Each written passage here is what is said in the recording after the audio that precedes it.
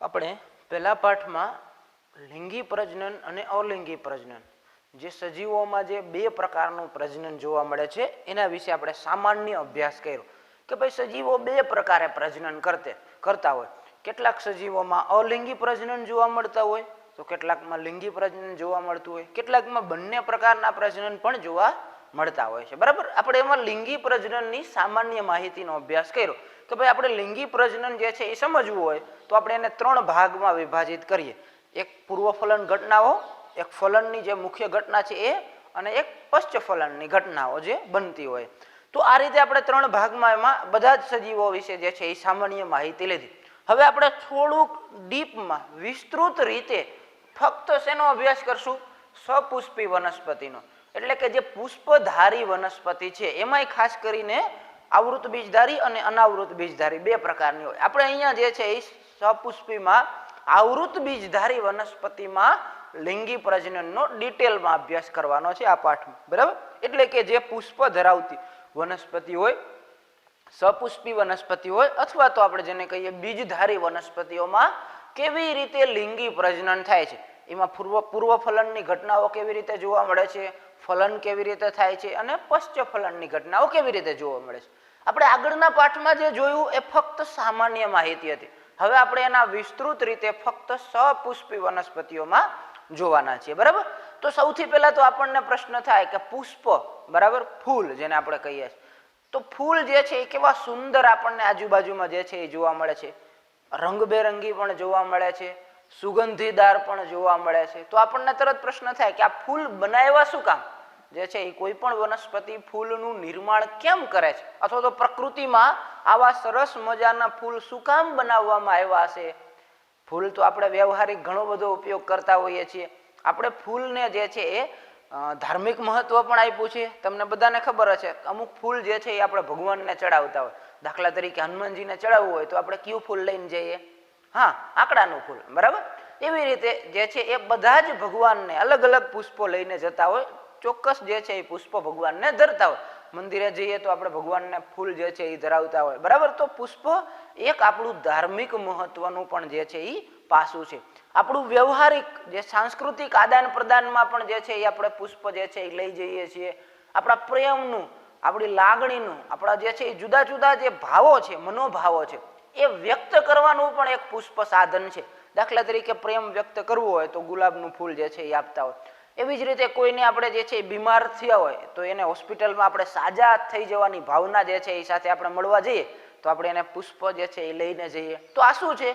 તો કે આપણી ભાવના વ્યક્ત કરે છે. પુષ્પો જે છે એ આપણી સામાજિક, સાંસ્કૃતિક, ધાર્મિક, વ્યવહારિક આ બધી જ ભાવનાઓને વ્યક્ત કરવા માટેનું સાધન છે.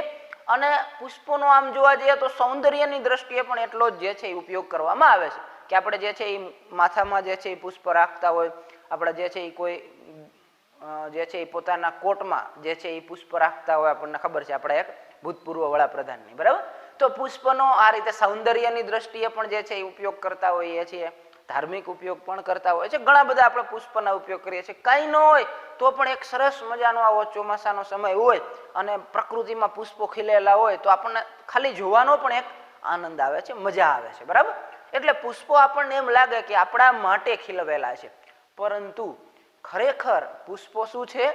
તો કે એ વનસ્પતિ, જે તે વનસ્પતિ પુષ્પ ખીલવે છે એ વનસ્પતિનું શેનું સાધન છે? લિંગી પ્રજનન માટેનું સાધન છે. અને એ પોતાના માટે એવા પુષ્પોનું નિર્માણ કરે છે, એમાં રંગ ભરે છે, એમાં સુગંધ ઉત્પન્ન કરે છે, એમાં જે છે રસ જે છે એ ઉત્પન્ન કરે છે. તો એનું મુખ્ય કારણ શું છે?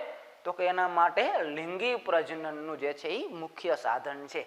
એટલે કે સપુષ્પી વનસ્પતિમાં લિંગી પ્રજનન જે થાય છે એનું મુખ્ય ઘટક અથવા તો મુખ્ય સાધન કયું છે? પુષ્પ છે. એટલે કે લિંગી પ્રજનન જે છે એ આપણે સમજવું હોય તો સૌથી પહેલા આપણે કોને સમજવું પડે?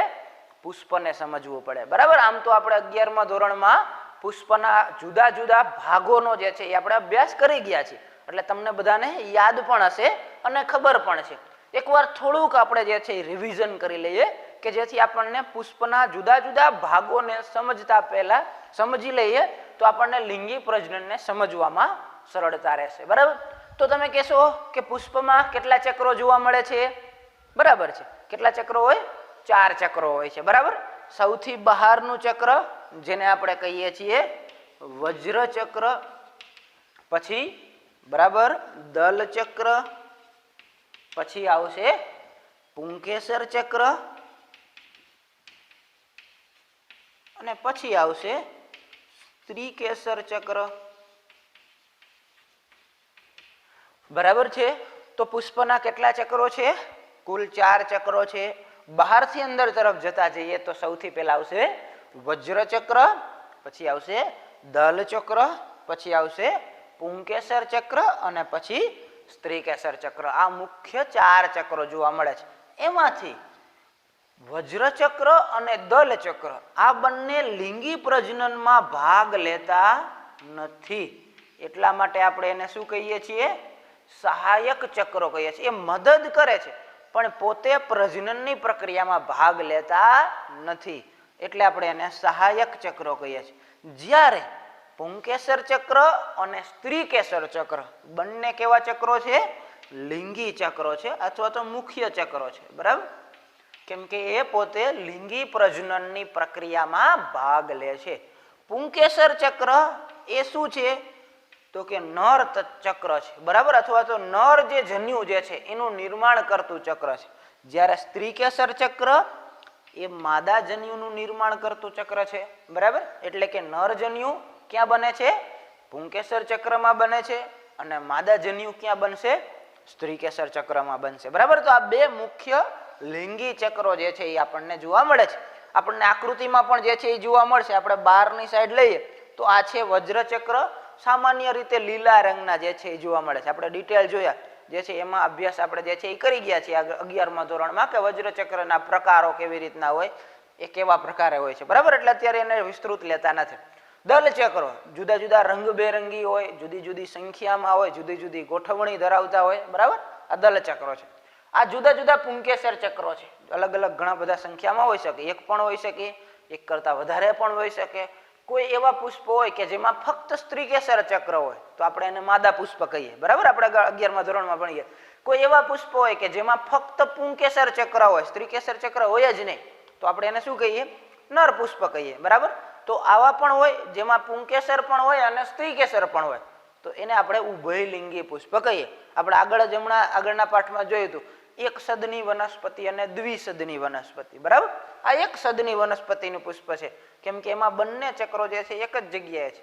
દ્વિસદનીમાં ફક્ત કાં તો સ્ત્રીકેસર ચક્ર હોય, બીજા છોડ ઉપર જે છે એ પુંકેસર ચક્ર જે છે એ જોવા મળતા હોય તો એ દ્વિસદની કે. બરાબર. તો આ રીતે જે છે એ વનસ્પતિના પુષ્પના જુદા જુદા ભાગો જે છે એ જોવા મળે છે.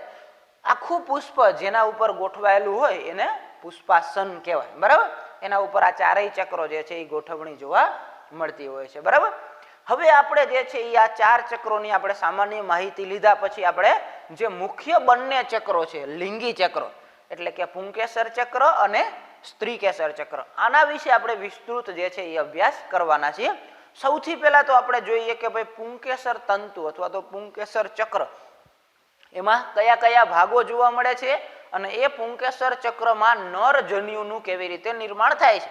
આપણે જોયું હતું આગળના પાઠમાં કે ભાઈ આપણે લિંગી પ્રજનન સમજવું હોય તો 3 ભાગમાં આપણે સમજવું પડે. પહેલા આવશે પૂર્વ ફલન ઘટનાઓ, પછી ફલનની ઘટના અને પછી પશ્ચ ફલનની ઘટના. હવે પૂર્વ ફલન ઘટનામાં આપણે શું જોયું હતું?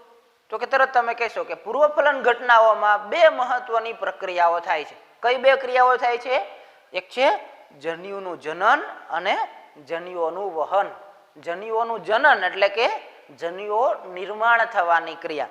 હવે સપુષ્પી વનસ્પતિ જે છે એમાં વિષમ જન્યુ જોવા મળે છે એટલે કે નર અને માદા જન્યુ બે અલગ અલગ હોય.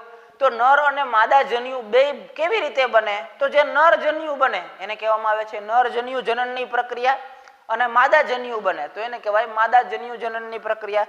તો પહેલા તો આપણે એ જોઈશું કે ભાઈ નર જન્યુનું કેવી રીતે નિર્માણ થાય છે, પછી આપણે જોઈશું કે માદા જન્યુનું કેવી રીતે નિર્માણ થાય છે, પછી એનું વહન કેવી રીતે થાય એટલે કે નર જન્યુ માદા જન્યુ સુધી કેવી રીતે પહોંચે છે. આટલી પ્રક્રિયા સમજીએ ત્યારે આપણી પૂર્વ ફલન ઘટનાઓ થઈ કહેવાય. બરાબર. તો સૌથી પહેલા તો આપણે અભ્યાસ કરવાનો છે નર જન્યુનું નિર્માણ જ્યાં થાય છે એ એટલે કે પુંકેસર તંતુ અથવા તો પુંકેસર ચક્ર કેવી રચના ધરાવે છે, એના કયા કયા ભાગો હોય, એની અંતસ્થ રચના કેવી હોય. બરાબર. તો સૌથી પહેલા આપણે જોઈએ પુંકેસર ચક્રની રચના. તો લિંગી પ્રજનનમાં જે મહત્વના બે ચક્રો છે પુંકેસર અને સ્ત્રીકેસર. સૌથી પહેલા આપણે જોઈએ પુંકેસર ચક્ર જે છે એ કેવી રચના ધરાવે છે. તો પુંકેસર ચક્રમાં મુખ્ય બે ભાગો જોવા મળે છે, પરાગાશય અને તંતુ. લાંબો તાંતણા જેવો ભાગ છે, પાતળો દંડ જેવો, એને તંતુ કહેવામાં આવે છે. અને ઉપરનો જે ફૂલેલો ભાગ હોય છે એને પરાગાશય કહેવામાં આવે છે. ઘણી વખત ત્રીજો એક ભાગ એટલે કે બંનેને જોડતો ભાગ જેને યોજી તરીકે ઓળખવામાં આવે છે. તો ક્યારેક 3 ભાગો દર્શાવતા હોય, ક્યારેક 2 ભાગો દર્શાવતા હોય. મુખ્ય 2 ભાગો છે પરાગાશય અને તંતુ. બંનેને જે જોડે છે એને કહેવામાં આવે છે યોજી. હવે પરાગાશય સામાન્ય રીતે દ્વિશાખી હોય એટલે કે 2 શાખામાં બહારથી વિભાજિત આપણને જોવા મળે છે. પરાગાશય છે શું ખરેખર? તો કે પરાગાશય એક કોથળી જેવી રચના છે જેમાં પરાગરજનું નિર્માણ થાય છે. પરાગરજ આપણા નરજન્યુના નિર્માણ માટેની મહત્વની રચના છે. એટલે કે પરાગાશય એક પ્રકારની જે છે એ કોથળી જેવી રચના છે જે દ્વિશાખી બહારથી આપણને દેખાય છે. હવે એ જ પરાગરજને પરાગાશયને જો આપણે આડો છેદ લઈએ, અહીંથી જે છે આપણે આડો છેદ લઈએ તો અંદર પાછી 2 ખાંચ જોવા મળે. એટલે કુલ 4 ખંડીય જે છે એ રચના જોવા મળે છે. બરાબર. એટલે પરાગાશય બહારથી દ્વિખંડીય દેખાય છે પણ અંદરથી કેવી છે? ચતુષ્ક ખંડીય જોવા મળે છે. બરાબર. 4 ખંડોમાં વિભાજિત છે. બહારના ભાગથી વચ્ચે એક ફાંટ જોવા મળે છે એટલે આપણે દ્વિશાખી જે છે એ જોઈ શકીએ છીએ. પરંતુ જો આપણે એનો આડો છેદ લઈએ તો એ આપણને બંને ખંડોમાં જે છે એ પાછા 2 ખાંચ જોવા મળે છે જેને આપણે ચતુષ્ક ખંડીય પરાગાશય તરીકે ઓળખીએ છીએ. 4 ખંડો જે છે એ સામાન્ય રીતે જોવા મળે છે. દરેક ખંડમાં 4 ખંડો છે આ, તો 4 ખંડોમાં દરેક ખંડોમાં લઘુ બીજાણુ ધાની આવેલી હોય છે. લઘુ બીજાણુ ધાની એટલે કે જ્યાં લઘુ બીજાણુનું નિર્માણ થવાનું છે એવી રચનાને લઘુ બીજાણુ ધાની કહેવામાં આવે છે. એટલે કે ચતુષ્ક ખંડીય રચનામાં 4 લઘુ બીજાણુ ધાની હોય છે. દરેક પરાગાશયમાં કેટલી લઘુ બીજાણુ ધાની હોય છે? 4 લઘુ બીજાણુ ધાનીઓ હોય છે. આયામ અક્ષ જે છે એ લાંબી હોય છે. બરાબર. આપણે આ એનો આડો છેદ લીધો છે એટલે આપણને જે છે એ ગોળાકાર દેખાય છે. આવી 4 લઘુ બીજાણુ ધાની આવેલી હોય છે જેમાં લઘુ બીજાણુ અથવા તો જેને આપણે પરાગરજ વ્યવહારિક ભાષામાં કહીએ છીએ એ પરાગરજનું નિર્માણ થાય છે. પરાગરજ અને લઘુ બીજાણુ આ બંને સમાન રચના છે. શરૂઆતમાં એને લઘુ બીજાણુ કહીએ છીએ, પુખ્ત થઈ જાય પછી આપણે એને પરાગરજ કહીએ છીએ. બરાબર. તો આ 4 લઘુ બીજાણુ ધાનીઓ જે છે એ પરાગાશયની અંદર જે છે એ ગોઠવાયેલી હોય. બરાબર. અંદર જે છે એ રચના આવેલી છે. હવે લઘુ બીજાણુ ધાનીના થોડીક ડિટેલમાં જે છે એ જોઈ લઈએ. લઘુ બીજાણુ ધાની જે છે એ પરાગ કોથળી જે છે એ બની જાય છે. પુખ્ત જ્યારે પરાગાશય પુખ્ત થઈ જાય તો ત્યારે પછી આપણે લઘુ બીજાણુ ધાની નથી કહેતા, આપણે એને પરાગ કોથળી કહીએ છીએ. અંદર જે લઘુ બીજાણુ હોય એને આપણે હવે પરાગરજ કહીએ છીએ. બરાબર. તો એ બંને શબ્દો એક જ છે, અવસ્થાઓ જુદી છે. શરૂઆતમાં આપણે એને લઘુ બીજાણુઓ કહીએ, પુખ્ત થઈ ગયા પછી એને પરાગરજ કહીએ. એને જે ફરતી રચના છે એને શરૂઆતમાં લઘુ બીજાણુ ધાની કહેવાય, પુખ્ત થઈ ગયા પછી આપણે એને શું કહીએ છીએ? પરાગ કોથળી કહીએ છીએ. બરાબર. રચના બંને સરખી છે, સમાન છે. હવે આપણે જોઈએ લઘુ બીજાણુ ધાનીના બાહ્ય આવરણો. તો લઘુ બીજાણુ ધાની આપણે દરેક લઘુ બીજાણુ ધાની લઈએ 4 ને તો એ 4 જે છે એ બહારના ભાગમાં 4 પ્રકારના સ્તરોની જે છે એ બનેલી જોવા મળે છે. કેટલા સ્તરો હોય છે લઘુ બીજાણુ ધાનીના? 4 સ્તરો હોય છે. બરાબર. સૌથી બહારનું સ્તર જેને અધિસ્તર તરીકે ઓળખવામાં આવે છે, અધિસ્તરીય પેશી તંત્ર, આપણે 11મા ધોરણમાં અભ્યાસ કરી ગયા છે. બરાબર. તો એ અધિસ્તર બાહ્ય સ્તર જે છે એ જોવા મળે છે જેને અધિસ્તર કહેવાય. બીજું સ્તર છે જે તંતુમય કોષોનું બનેલું હોય જેને સ્ફોટી સ્તર તરીકે ઓળખવામાં આવે છે. સ્ફોટી સ્તર એવું એટલા માટે નામ આપ્યું છે કે જ્યારે પરાગાશય પરિપક્વ થઈ જાય, પુખ્ત થઈ જાય ત્યારે સ્ફોટી સ્તર તૂટે, સ્ફોટ પામે, સ્ફોટે એટલે તૂટે એના લીધે પરાગરજ બહાર આવી શકે છે. બરાબર. ત્યાં સુધી પરાગરજ અંદર જ જે છે વિકસિત થતી હોય. જેવું સ્ફોટી સ્તર તૂટે એટલે કે પરાગાશય જ્યારે પરિપક્વ થઈ ગઈ ત્યારે સ્ફોટન થવાના કારણે પરાગરજ બહાર આવી શકે છે. એવું તંતુમય પેશીનું બનેલું સ્ફોટી સ્તર બીજું આવરણ છે. ત્રીજું આવરણ છે, ત્રીજા ઘણા બધા સ્તરો જે છે જેને મધ્ય સ્તરો તરીકે ઓળખવામાં આવે છે અને સૌથી અંદરનું આવરણ અથવા તો સ્તર છે જેને પોષક સ્તર કહેવામાં આવે છે. અહીંયા આપણે એને જે છે એટલા જ ભાગોને ચારે ચાર સ્તરોને અલગ રીતે દર્શાવ્યા છે. બહારના ભાગ આખું ગોળાકાર રચના છે બરાબર. બહારનું સ્તર છે એ અધિસ્તર છે, પછી પીળા કલરનું આપણે રંગમાં દર્શાવ્યું છે એ સ્ફોટી સ્તર છે, પછી મધ્ય સ્તરો ઘણા બધા સ્તરો જે છે એ જોવા મળે છે અને ત્યારબાદ આવે છે પોષક સ્તર. પોષક સ્તર જે છે એ પોષણ આપવાનું કામ કરે છે. પોષણ આપે છે કોને? તો કે એની અંદર એટલે કે લઘુ બીજાણુ ધાનીની અંદર જે કોષો રહેલા હોય જેને આપણે બીજાણુ જનક પેશી કહીએ છીએ એ કોષોને પરિપક્વ થવા માટે પોષણ આપે છે. એટલા માટે પોષક સ્તર અન્ય કોષો કરતા અલગ હોય છે. કેવી રીતે અલગ હોય છે? એક તો એ સૌથી વધુ કોષરસથી ભરપૂર હોય છે બરાબર, કેમ કે એને પોષણ આપવાનું છે એટલે પોષક તત્વોથી કેવા હોય? ભરપૂર જે છે એ જોવા મળે છે. બીજું, એ બહુ કોષ કેન્દ્રીય હોય છે એટલે કે એમાં એક કરતા વધારે કોષ કેન્દ્ર હોય છે બરાબર. આપણે અત્યારે આકૃતિમાં એક જ કોષ કેન્દ્ર દર્શાવ્યો છે ટેક્સ્ટબુકમાં, પણ સામાન્ય રીતે પોષક સ્તરના કોષો એક કરતા વધારે કોષ કેન્દ્રો ધરાવતા હોય. તમને પ્રશ્ન થાય કે એક કરતા વધારે કોષ કેન્દ્રો કેવી રીતે બને? તો તમે 11મા ધોરણમાં કોષ વિભાજનને યાદ કરો પાછા કે કોષ સ્તર કોઈ પણ કોષ હોય તો એમાં કોષ વિભાજન થાય બરાબર. તો સૌથી પહેલા શું થાય? તો કે સૌથી પહેલા કોષ કેન્દ્રનું વિભાજન થાય એટલે એકમાંથી બે કોષ કેન્દ્રો બને, પછી કોષ રસનું વિભાજન થાય. આપણે આ પ્રક્રિયા આપણે 11મા ધોરણમાં ભણી ગયા ત્યારે પણ આપણે જોયું હતું કે ક્યારેક એવું બને કે ખાલી કોષ કેન્દ્રનું વિભાજન થાય, કોષ રસનું વિભાજન થાય નહીં, તો બહુ કોષ કેન્દ્રીય કોષ બને બરાબર. તો એવા કારણોના લીધે જે છે એ આ પોષક સ્તરના કોષો બહુ કોષ કેન્દ્રીય જોવા મળે છે બરાબર. તો આ ચાર સ્તરો જે છે એ આપણે જે છે એ જોયા છે. હવે અંદરની વાત કરીએ. ચાર સ્તરોની અંદર જે આપણે કહીએ છીએ લઘુ બીજાણુ ધાની બરાબર. આ ચારે ચાર લઘુ બીજાણુ ધાની છે. એ લઘુ બીજાણુ ધાનીમાં જે પેશી આવેલી હોય એને કહેવામાં આવે છે બીજાણુ જનક પેશી બરાબર.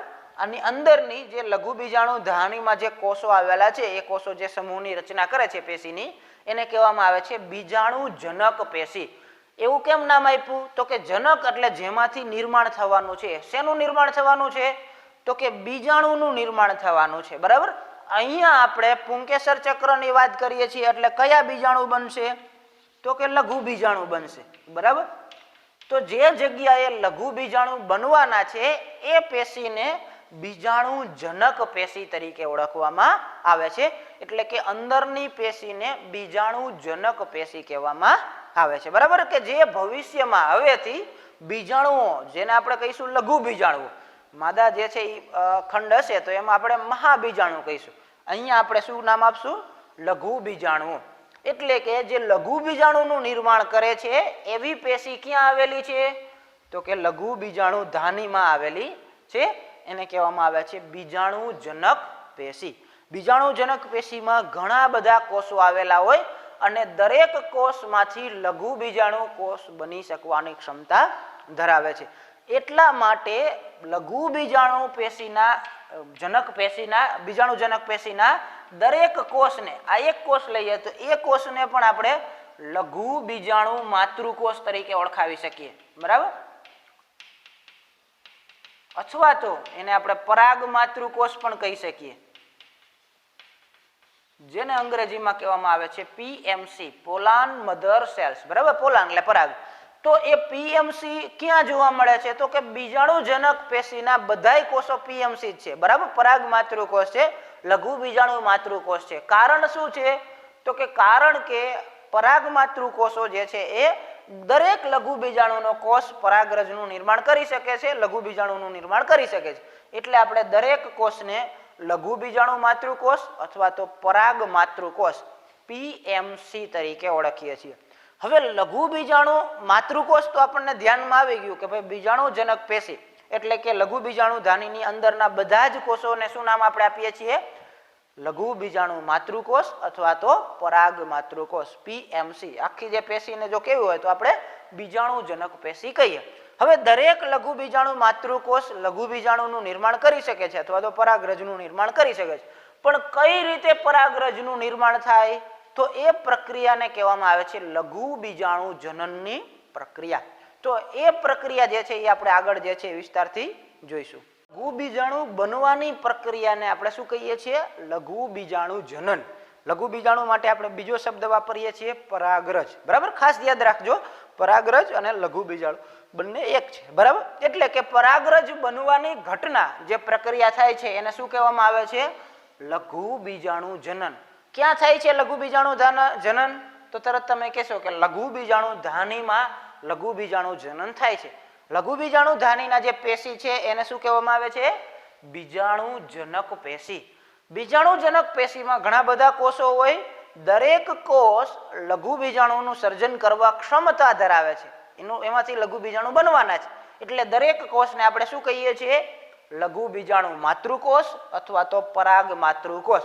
ટૂંકમાં આપણે PMC પોલાન મધર સેલ તરીકે ઓળખીએ છીએ. હવે આપણે કોઈ એક કોષને ઉદાહરણ તરીકે લે, દાખલા તરીકે આ એક કોષ છે, એમાં જે પ્રક્રિયા થવાની છે એ બધાય લઘુ બીજાણુ માતૃકોષમાં થવાની છે. આપણે ઉદાહરણ તરીકે લીધો એક લઘુ બીજાણુ માતૃકોષમાં શું થાય છે? બરાબર, કેવી રીતે લઘુ બીજાણુનું જનન થાય છે? તો સૌથી પહેલા તો લઘુ બીજાણુ માતૃકોષ, જેને આપણે કહીશું પોલાન મધર સેલ PMC પરાગ માતૃકોષ, એમાં કઈ પ્રક્રિયા થાય? તો કે સૌથી પહેલા તો એમાં થાય છે અર્ધીકરણની પ્રક્રિયા. અને તમે ભણી ગયા છો કે અર્ધીકરણની પ્રક્રિયા થાય એટલે એક કોષમાંથી કેટલા કોષો બને છે? 4 કોષો બને છે. બરાબર, એટલે લઘુ બીજાણુ માતૃકોષમાં જો અર્ધીકરણ થશે તો એમાંથી 4 કોષો બનશે, જેને આપણે પરાગ ચતુષ્ક અથવા તો લઘુ બીજાણુ ચતુષ્ક તરીકે ઓળખશું. આ જે છે એ ચારે ચાર જે છે એ શું છે? લઘુ બીજાણુઓ છે. બરાબર, ભવિષ્યમાં એ પરાગરજ બનવાની છે, એટલે કે અવસ્થા જે છે એની આવવાની. એટલે કે ચારેય લઘુ બીજાણુઓ ભેગા મળી અને લઘુ બીજાણુ ચતુષ્ક અથવા તો પરાગ ચતુષ્કનું નિર્માણ કરે છે. હવે એકવાર ફરીથી તમે 11મા ધોરણને યાદ કરી લ્યો.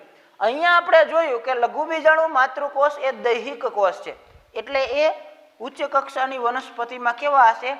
દ્વિકીય હશે, 2n હશે. હવે અર્ધીકરણની ક્રિયા થશે તો પ્રત્યેક લઘુ બીજાણુ અથવા તો પ્રત્યેક પરાગ એ કેવા પ્રકારની પ્લોઇડી ધરાવતી હશે? પ્લોઇડી એટલે એના રંગસૂત્રો કેવા પ્રકારના હશે? એકકીય હશે કે દ્વિકીય હશે? તો તરત તમે કહેશો કે જ્યારે દ્વિકીય કોષનું અર્ધીકરણ થાય તો જે ચારે ચાર કોષો બનશે એ કેવા હશે? એકકીય હશે, n હશે. બરાબર, એટલે કે દ્વિકીય લઘુ બીજાણુ માતૃકોષ અથવા તો પરાગ માતૃકોષમાં અર્ધીકરણની પ્રક્રિયા થવાના કારણે 4 લઘુ બીજાણુઓનું નિર્માણ થાય છે. અને એ ચારે ચાર લઘુ બીજાણુઓ એકબીજા સાથે જોડાયેલા હોય છે, એટલા માટે એને આપણે લઘુ બીજાણુ ચતુષ્ક કહીએ છીએ. અને એ લઘુ બીજાણુઓ જે છે એ કેવા હોય છે? એકકીય પ્લોઇડી ધરાવતા હોય છે. પ્લોઇડી એટલે એના રંગસૂત્રનું બંધારણ. બરાબર, ગોઠવણ તો એકકીય હોય છે. લઘુ બીજાણુ માતૃકોષ દ્વિકીય હોય છે, જ્યારે લઘુ બીજાણુઓ અથવા તો પરાગરજ હવે ભવિષ્યમાં બનશે એ કેવા હોય છે?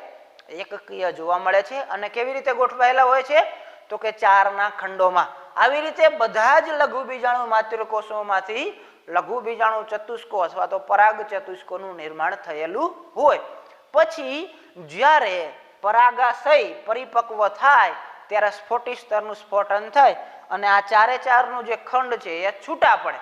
હવે આપણે એને પરાગરજ તરીકે ઓળખીએ છીએ. બરાબર, પરિપક્વ થઈ ગઈ છે એટલે ત્યાં સુધી આપણે એનું લઘુ બીજાણુ એવું નામ આપતા હતા. બરાબર, તો એ પરાગરજ જે છે એ બની છે. જ્યારે પરાગાશય જે છે એ પરિપક્વ થાય, જે છે એ શુષ્ક થાય, સુકાઈ જાય, ત્યારે સ્ફોટી સ્તરનું સ્ફોટન થાય અને પરાગ ચતુષ્કમાંથી લઘુ બીજાણુ ચતુષ્કમાંથી બધા જ લઘુ બીજાણુઓ છૂટા પડે છે. બરાબર, આવા તો અસંખ્ય લઘુ બીજાણુઓ હશે, કેમ કે દરેક બીજાણુ માતૃકોષમાંથી જે છે એ આવા 4 બનવાના છે. તો આ બધા છૂટા પડે એ બધાને આપણે પરાગરજ તરીકે જે છે એ ઓળખીએ છીએ. એ પરાગરજ જ આપણે જે જરૂરી છે, જે નરજન્યુઓ બનાવવાના છે એના માટે જવાબદાર છે. બરાબર, તો એની રચના જે છે એ આપણે નેક્સ્ટ લેક્ચરમાં જોઈશું.